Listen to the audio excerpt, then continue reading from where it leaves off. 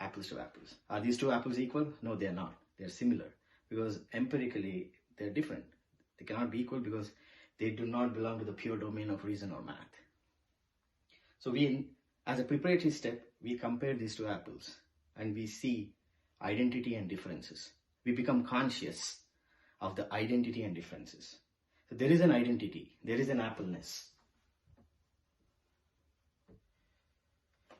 which tastes similar, which looks similar, which smells similar, the texture is similar. Let's call that as the appleness or the common mark. And second step, we reflect. After the initial preparatory step of comparison, we reflect. We reflect that the common mark, the appleness, belongs to and is holding many apples in one appleness. We can conceive. So we can conceive many apples to be belonging to this appleness with the common mark, the appleness, and the component marks, which makes these two apples different. So those are the component marks. And the third step, so here we say we become aware of the logical form of the appleness, the container that holds many appleness into one using the common mark is universality. So universality is the logical form.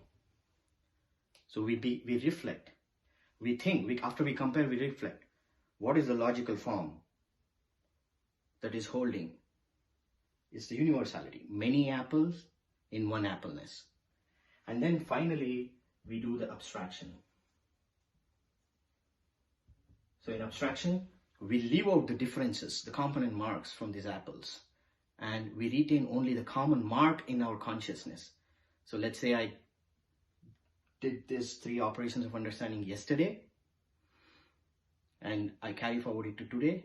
So there is a link to the consciousness from yesterday's my understanding of appleness to today's understanding. So it's like a frame, a chain link of consciousness that is happening. So that is the unity. So who is providing the unity of the frames of consciousness?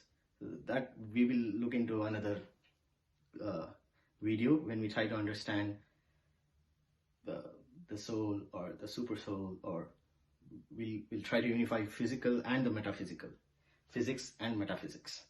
That we'll look into the later videos. So as of now, we leave out all the component marks, all the differences, and we abstract. So next time when we see an apple, we have abstracted the appleness. So we are able to recognize it. So when a child first time looks at 2 tables, it understands, it abstracts. A table has 4 edges and 4 legs, let's say, a 4-leg table. First time, all the 3 operations of understanding happens, and the next time it abstracts the tableness. So even if it doesn't see the 3rd edge, it knows from the unity of consciousness that it has to be a 4-edge table. Thank you. So let us unify this understanding of concept or the meta concept that we can apply. So this is the definition of concept. So let us call it as a meta concept. Let us try to apply to our problem using math.